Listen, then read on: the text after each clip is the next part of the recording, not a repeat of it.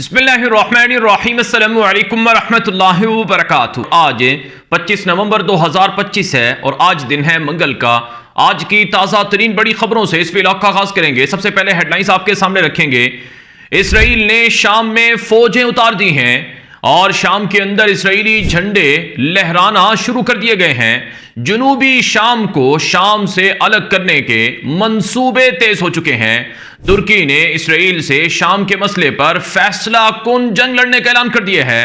क्या वाकई तुर्की और इसराइल शाम के अंदर बहुत बड़ी लड़ाई लड़ने जा रहे हैं? दूसरी तरफ शाम में रूसी फौज और जंगी जहाजों की आमद दोबारा हुई है और रूस ने ताकतवर हथियार और टेक्नोलॉजी शाम की हुकूमत को देना शुरू कर दिए हैं और शाम और इसराइल के दरमियान जारी मुज़ाकरात तात्तुल का शिकार हो चुके हैं और चीन से भी शाम को नई टेक्नोलॉजी मिलना शुरू हो चुकी है। ये हेडलाइंस हैं, इनकी तफसीलात और डिटेल्स आपके सामने रखेंगे। इससे पहले कि मैं खबरों का आगाज करूं, आपसे गुजारिश है अगर आप इस चैनल पर नए हैं तो लाजमी सब्सक्राइब करें ताकि आपको हमारी तमाम खबरें मिलती रहें, जिससे आपका ताल्लुक हमारे साथ जुड़ा रहेगा। आगाज करेंगे आज की सबसे बड़ी खबर इस वक्त मेरे सामने है। इसराइल के मीडिया पर मुसलसल शाम को खतरा करार दिया जा रहा है कि शाम बहुत बड़ा खतरा है इसराइल के लिए, लिहाजा इसराइल को शाम के अंदर अपनी मदाखलत को बढ़ाना होगा और शाम के अंदर से इसराइल पर जो हमलों की कोशिशें हैं इनको रोकना होगा।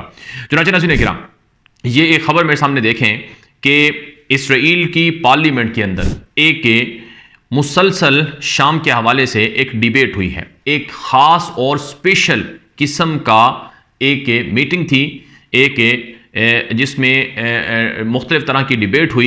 एक ख़ास और स्पेशल किस्म का ये इजलास हुआ इसराइली पार्लियामेंट के अंदर और उसमें जो शाम के अंदर मौजूदा हुकूमत है अहमद अशर की, जिसको जुलानी कहा जाता था, उसकी हुकूमत को मुस्तरद किया गया और कहा गया कि ये बहुत बड़ा चैलेंज है इसराइल के लिए। ज़ाहिरन उन्होंने सूट और टाई लगा ली है और ज़ाहिरन वो अमेरिका से दोस्ती भी के और अमेरिका के साथ मॉडर्न और मॉडरेट किस्म के होने के दावे कर रहे हैं, लेकिन हकीकतन वो इसराइल के लिए बहुत बड़ा खतरा है। दुरूस जो अलहदगी पसंद है शाम के अंदर, उनके लीडरों को अपने साथ बिठाकर ये मीटिंग हुई है। या आप तस्वीर और ये वीडियो भी देख सकते हैं जिसमें ये क्लेम किया गया है कि इसराइल शाम के अंदर जुलानी हुकूमत के खतरात से निपटने के लिए काम करता रहेगा। इसके अलावा नाज़रीन इकराम, ये एक और वीडियो भी आप देखें कि शाम के अंदर, शाम की सरजमीन पर जो दुरूस अलहदगी पसंद ग्रोह है उसके लोगों ने एक बहुत बड़ी रैली निकाली और शाम के अंदर नेतन्याहू की तस्वीरें गाड़ियों पर लगाईं और उसे खराज अकीदत और सैल्यूट पेश किया गया।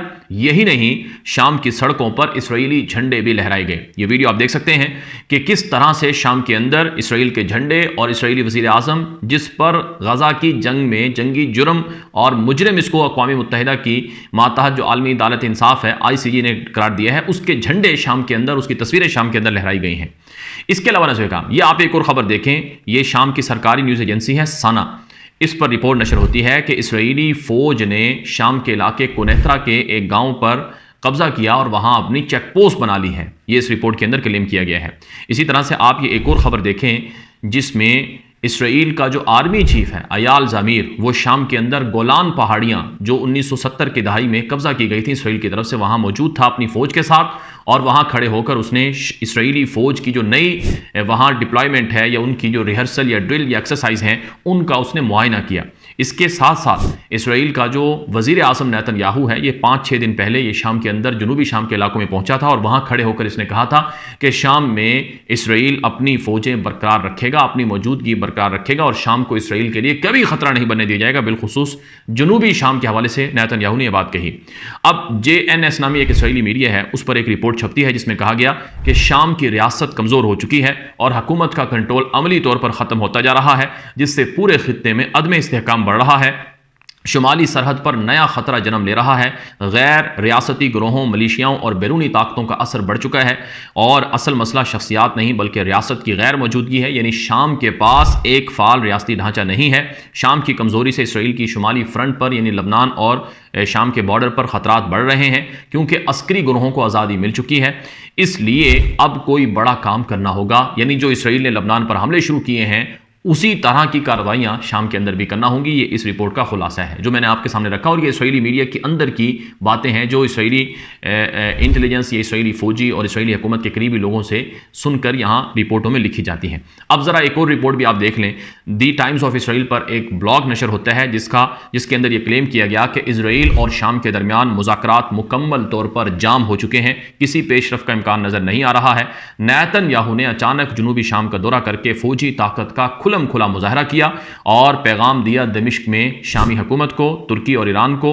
इसी तरह से इसराइली जंगी तैयारों ने लास्किया तक मुसलसल परवासें की और दमिश्क के ऊपर भी इसराइली जहाज घूम फिर रहे हैं, जिससे वाज़ेह होता है कि इसराइल शाम में मुकम्मल आज़ादी से काम कर रहा है और तुर्की, ईरान, शाम या फिर हिजबुल्लाह किसी भी ग्रोह को वहाँ से इसराइल के लिए ख़तरा बनने नहीं देगा। और आइंदा हफ्तों में शाम और इसराइल के दरमियान मज़ीद तनाज़ात और मज़ीद लड़ाइयाँ सामने आ सकती हैं, ये इस रिपोर्ट के अंदर बताया गया है। तो इससे आप अंदाज़ा लगा सकते हैं कि इस वक्त इसराइल की शाम के हवाले से क्या प्लानिंग है और इसराइल शाम के हवाले से क्या कुछ कर रहा है। ये ज़रा आप तुर्की के एक मशहूर अखबार और मीडिया नेटवर्क की रिपोर्ट भी देख लें जो डेली सवा नामी मीडिया पर नशर हुई है, जिसमें कहा गया है कि तुर्की शाम में इसराइल से निमटने के लिए, किसी भी खतरे से निमटने के लिए तैयार है और तुर्क फौजों को हिदायत दे दी गई हैं। याद रहे, शाम की तकसीम के लिए इसराइल ने पूरा जोर लगाया हुआ है और इस वक्त शाम के जनूबी शाम के इलाके सुवेदा को, जहां से डेविड कॉरिडोर इसराइल के ग्रेटर इसराइल प्लान का एक अहम जो रास्ता है या रूट है वो गुजरना है, उसके लिए इसराइल एक जोर लगा रहा है जनूबी शाम में। और दूसरा कुर्द अलहदगी पसंद ग्रुप है कस्द या YPG, या उसको सपोर्ट किया जा रहा है। तो ये जो कुर्दों को सपोर्ट करना और ये जो द्रूजियों को सपोर्ट करना, ये शाम की तकसीम का खुला ऐलान है। और इसराइल के खिलाफ तुर्की ने अपनी फौजें शाम के बॉर्डर पर 1 लाख के करीब लगा रखी हैं और इसराइल ये कहता है कि शाम में तुर्क फौजों का आना ये इसराइल के लिए चैलेंज है।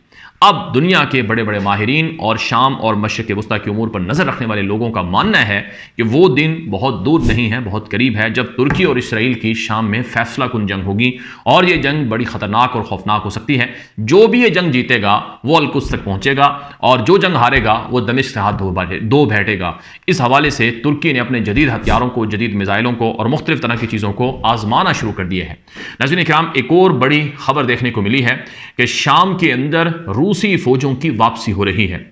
एक रिपोर्ट में बताया गया है कि मॉस्को ने शाम के लिए मिलिट्री फ्लाइट्स बहाल कर दी हैं। याद रहे, शाम के अंदर रूस है, पिछले कई सालों से मौजूद है। हमीम एयरबेस रूस के पास है शाम का, और इसी तरह से तरतूस बंदरगाह भी उनके पास है और दीगर जगहों पर भी उनकी फौजी मौजूदगी है। बशार अल असद की हुकूमत गिरने के बाद रूस ने अपने जहाज़ों को और अपनी फ़ौज को और अपने हथियारों को शाम से निकाल लिया था, लेकिन शामी सदर अहमद अशर ने कुछ अर्सा पहले रूस का दौरा किया। रूसी सदर व्लादिमीर पुतिन से मुलाकात की और कहा कि हम रूस को शाम में देखना चाहते हैं, हमें खुशी होगी कि हम रूस और शाम के साथ मसावी ताल्लुकात कायम करें। रूसी सदर को अहमद अशर ने यह भी कहा कि माजी में जो किए गए मुआहिदे थे हम उनको ख़त्म नहीं करेंगे कि रूस को नुकसान हो, हम मसावी ताल्लुकात चाहते हैं, बराबरी चाहते हैं। तो रूस चूँकि एक ताकतवर मुल्क है और ख़ित्ते में रूस की प्रेजेंस से ये एक तवाज़ुन को बरकरार रखती है, ताकत के तवाज़ुन को। तो अब रूस ने अपनी फ़ौज, अपने रडार सिस्टम और एयर डिफेंस सिस्टम और जहाज़ों को दोबारा शाम में भेजना शुरू कर दिया है और इसराइल को इससे खौफ लगा हुआ है कि दोबारा से रूस का यहाँ आना ये शाम की हुकूमत को ताकतवर बनाना है। शाम की हुकूमत रूस की मदद से ताकत हासिल करेगी, क़ुव्वत हासिल करेगी और कल को इसराइल के लिए चैलेंज बनेगी और इसराइल कभी नहीं चाहेगा कि शाम की हुकूमत इस तरह से मजबूत हो जाए। तो इसलिए रूस के खिलाफ इसराइल ने यूक्रेन को मदद देना शुरू की है और उसके खिलाफ प्रोपेगेंडा कैंपेन भी मीडिया के जरिए से लॉन्च की गई है। फिर नाज़रीन क्या एक और बड़ी डेवलपमेंट ये देखी गई कि शाम के वजीर खारजा असअद हसन शहबानी पहली बार चाइना पहुंचे और चीनी वजीर खारजा वांग यी से उनकी मुलाकात हुई। चंद दिन पहले उनका दौरा हुआ था। शामी वजारत खारजा के ऑफिशियल एक्स अकाउंट पर भी ये चीज़ें नशर हुई हैं और क्लेम किया गया है कि चीन शाम को नई टेक्नोलॉजी, नए हथियार और नई चीज़ें फराहम करेगा। बिलखुसूस आज के दौर की जदीद तरीन जो आर्टिफिशियल टेक्नोलॉजी है वो चीन से शाम लेने की कोशिश करेगा।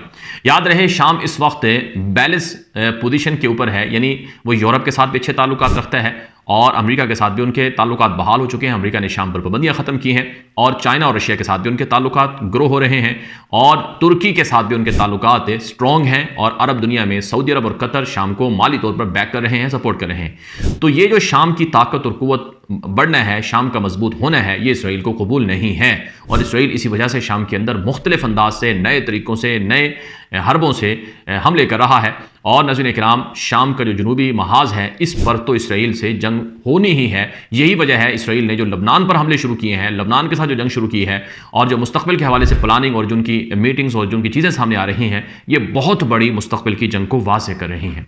बहरहाल अब तक के कुछ ताज़ा अपडेट्स हैं, मालूमात हैं जो अब तक पहुंचाई गई हैं, मज़ीद तफसीलात आती रहेंगी। आप हमारे यूट्यूब चैनल के साथ जुड़े रहें, यहाँ पर आपको आलमी मंजरनामे से आगाही मिलती है, और इसको आगे नशर किया करें ताकि बहुत से लोग जो इन चीज़ों को नहीं देख पाते हैं उनको फ़ायदा पहुँच सके। इजाज़त दीजिए, अस्सलाम वालेकुम रहमतुल्लाहि व बरकातुहू।